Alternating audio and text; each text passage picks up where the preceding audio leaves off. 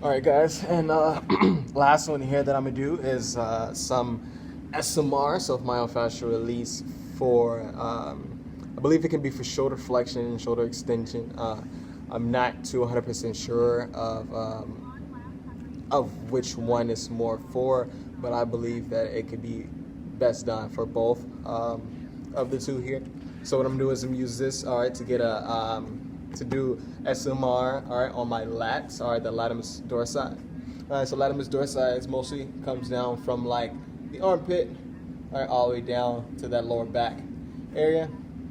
All right, so that helps us get that shoulder flexion there, and also shoulder extension as I come down, up and down, all right, with those arms, having that full range of motion throughout the two, those latimus, the latissimus dorsi, all right, aka lats, have a factor in that as well, along with everything else that's up there.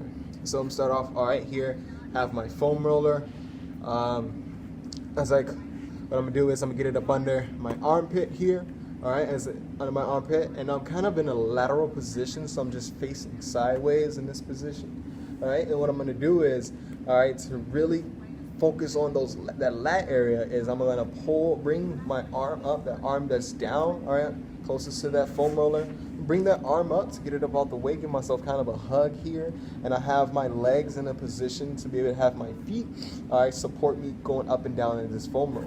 All right, so let's switch up a little bit here. Okay, so I'll start off here, under that armpit. All right, bring that arm up out the way. Okay, use those feet so I can help push up and down. What I'm gonna do is I'm gonna use those feet, bring those hips up off the floor so I can push into that roller.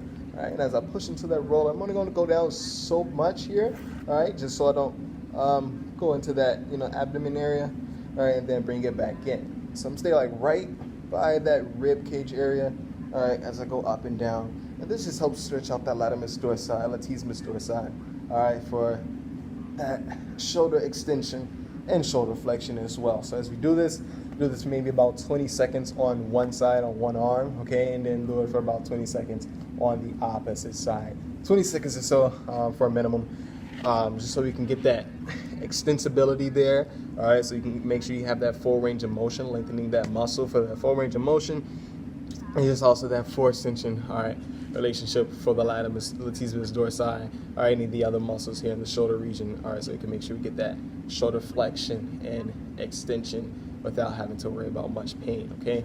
Also in this position as well, just keeping that head up, all right, as you're doing it, make sure they're not tilting over, it's not relaxing, all right, as they're going up into that and back down. Maybe a little bit painful, all right, just depending on a few factors of like foam rollers that you're using. Some foam rollers with the spikes up on them don't feel as good. It's a little basic foam roller, but it's very hard. Or any other different like soft foam rollers or whatnot that can help, all right, the patient, client, whoever it is, to be able to get in a comfortable,